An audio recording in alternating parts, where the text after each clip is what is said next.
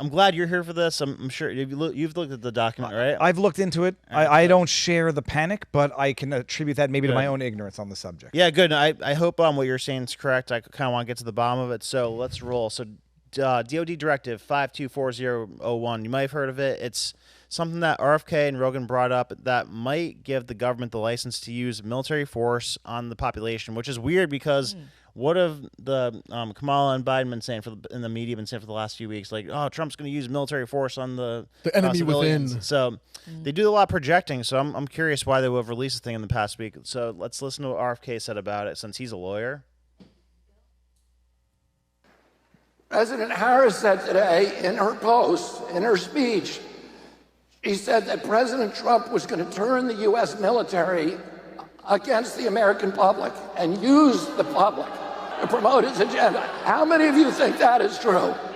Well, what's interesting to me is that the Biden-Harris administration has done something 2 weeks ago that has never been done in American history, which is to send exactly lethal force, to send a directive to the Pentagon, changing the law to make it legal for the U.S. military to use lethal force against American citizens on American soil.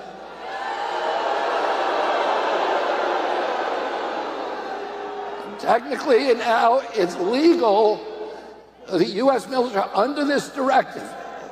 It will become legal for the U.S. military to shoot and kill Americans who engage in political protests because they disagree with policies in the White House.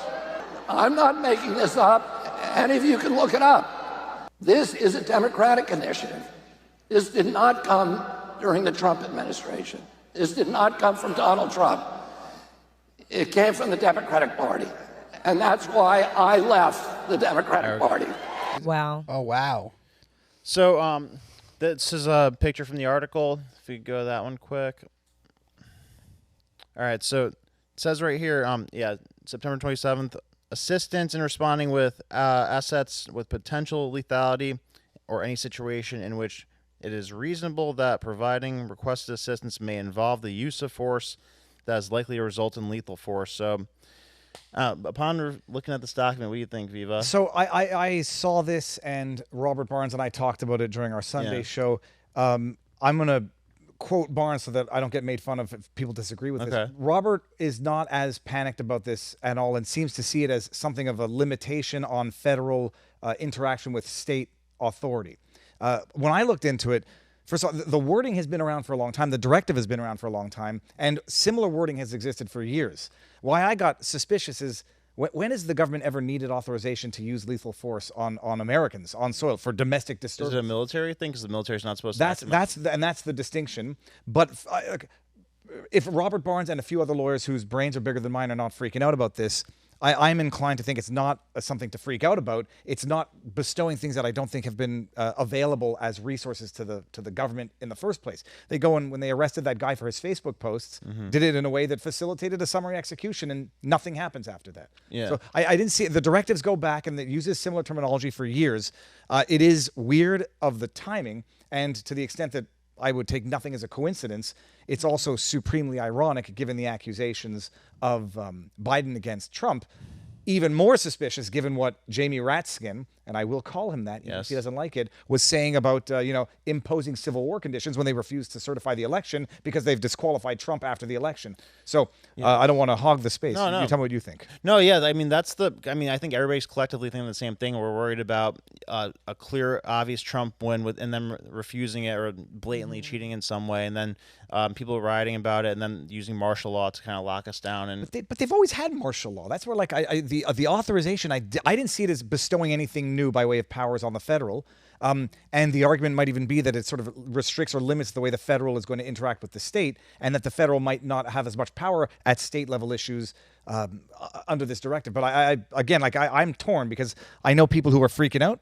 Ron Paul was out there talking about it as well. And I know other people, Robert Barnes, who's not freaking out and saying it's not what people are making it out to be. And RFK doesn't seem like the type to use hyperbole just for the sake of like riling up conservatives, you know? And listen to what's around what he said. He brought this up and he pointed this is the reason why a Kennedy left the Democratic Party. So I wouldn't take it lightly. I mostly trust whatever he's saying. I wouldn't take it at face value. And I want to ask you, Viva, like, how does this interact with the Posse Comitatus Act that the U.S. military can't act here in U.S. soil as a law enforcement? Because they've been in a lot of trouble trying to like chase after drug lords and that type of thing. And I think they have their hands tied to chase after immigrants and drug bans or the drug cartels. Aren't they not allowed to act as law enforcement here in America, or am I wrong? I wouldn't feel that one without looking into it to be sure. But no, again, the bottom line, there are other resources that they use, and they'll just use, the National Guard they can use to quell social disturbances or civil unrest. They can use the FBI to go do raids. So technically, from my understanding, is the military does not have authorization to use lethal force on citizens on U.S. soil. But that's not to say that the government was ever lacking for resources in the event of civil unrest. So this doesn't give the military the ability to use force on citizens? Because from my interpretation for what RFK said is that it does. That's what RFK said. When I read it, but this is where I am disagreeing with people who I know are smart as well, who are saying this is brand new and it authorizes use of lethal force, which had never been granted before. But that directive and the wording that's included in that has existed for several years. Why they're updating things now, it will certainly stoke suspicion. Well, so play this clip. This is why I'm suspicious, because of how much this has been said. And this feels like pre-programming. Well, the Civil War on Netflix was pre-programmed. To use the United States military against American citizens who simply disagree with him. People he calls, quote, the enemy from within. That's a lie. America, this is not a candidate for president who is thinking about how to make your life better. This is someone who is unstable, obsessed with revenge, consumed with grievance, and out for unchecked power.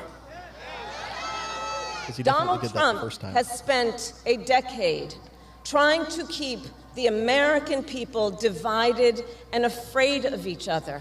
Oh, man. So, their playbook 101 is to say what they're doing, but to accuse the other person of doing it. Like, just the other day, their whole talking point was that Trump is tired, he's exhausted, and then, right after they spend 2 days talking about that, Kamala takes the day off.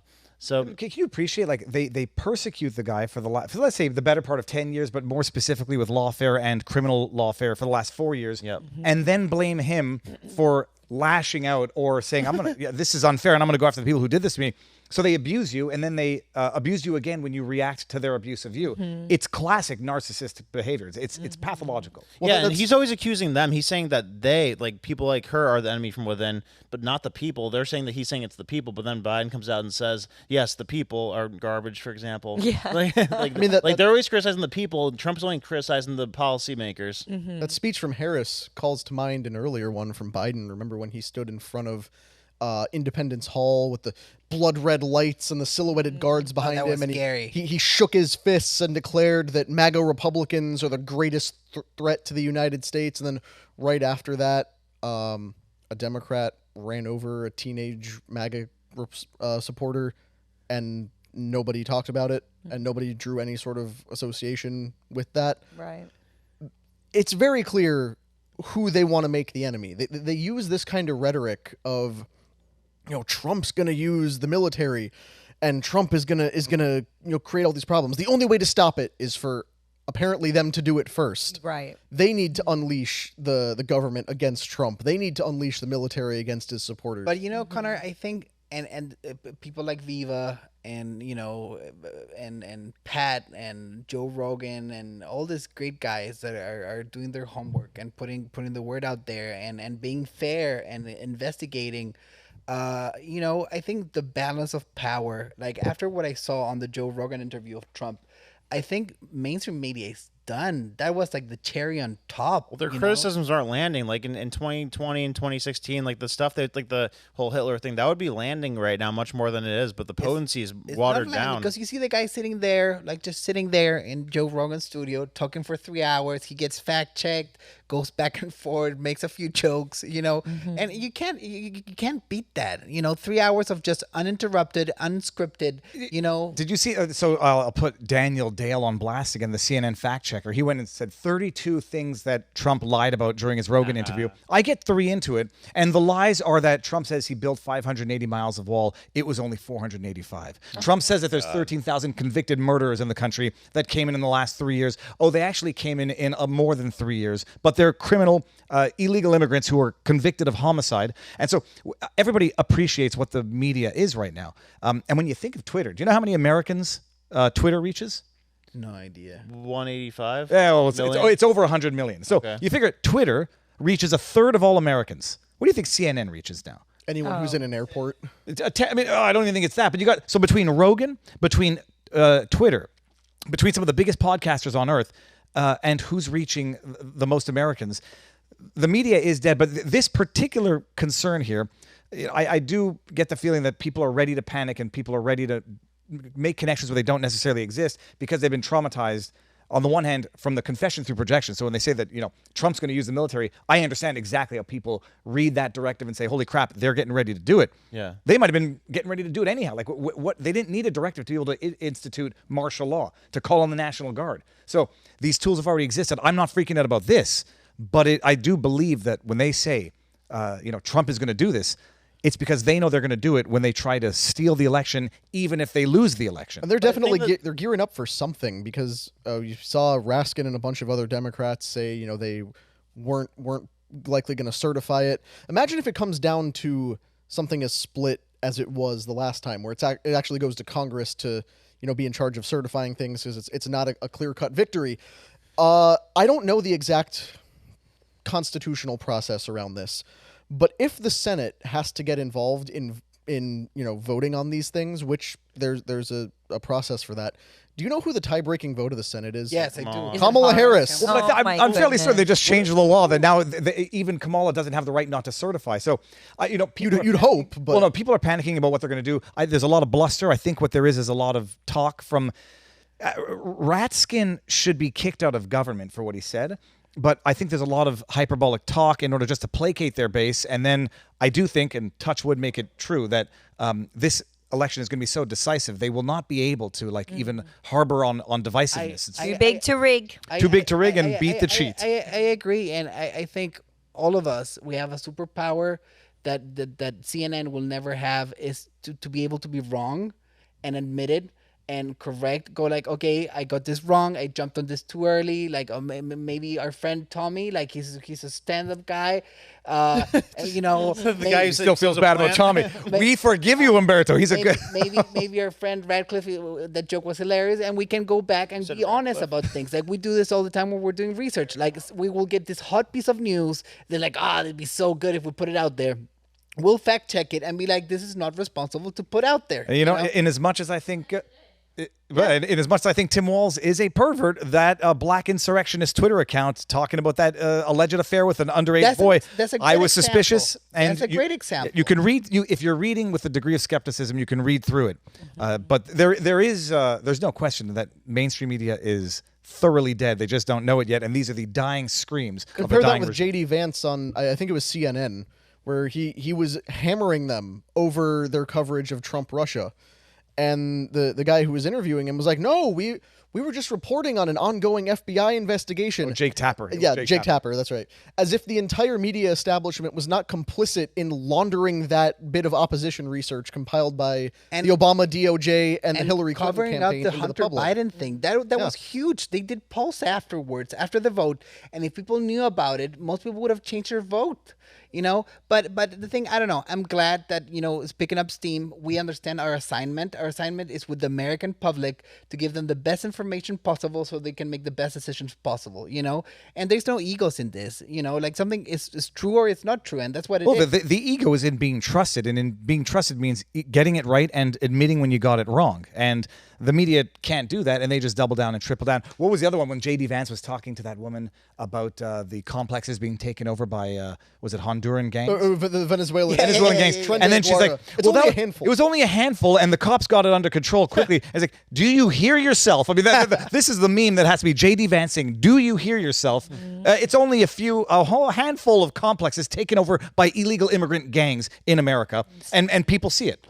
But he's so good. He's so good at going back and forth. Amazing. Like he's better than Trump at interacting with Definitely. reporters and not giving them anything to latch on to. And Banda will make fun of me. I can't get mad at Tim Walz. He's just a goofy That's uncle. ridiculous. He is a But goofy the guy. thing is, I think because I'm a He's a Christian, bad representation of all men. but I'm a Christian. I think there's a road to redemption for everyone. Even Chris Cuomo, he's a different person after he left media. Yeah, he left. Mainstream media, and now he made a statement about Trump this week, saying that you won't put a nice guy in the jungle or something along those lines. Trump needs to do a nasty job. Rehab. Yeah, Trump needs to do a nasty job, and you will put a nasty guy to do a nasty job. This is what I mean. When Hillary Clinton, I think, inadvertently endorsed Trump's like, well, I think people see a strong man in him, and they like strong men are attractive. It's like, yeah, especially when you want them to lead an army, lead a country, and do the stuff that needs to be done, and not be the loving parent that lets their kid grow up to be a spoiled, rotten brat. Exactly. But I don't know. My prediction, if it's too big to rig or whatever, and everything goes according to plan, we're gonna have a great next 4 years, 12 years or 20 years, and I'm super hopeful of what's going on right now. I might be wrong. I will admit it on camera that I was super wrong, and we're all doomed. Well, But we got even if the election is too big to rig and a massive, decisive, humiliating defeat. You got to get through November to January. And if anybody remembers what happened in 2016 when they talk about a peaceful transfer of power when Obama was spying on Trump, I consider that to be political violence. So we'll see what happens after this election. But Mike, it's going to be Tuesday of next week that we're going to know the future of these United States of America.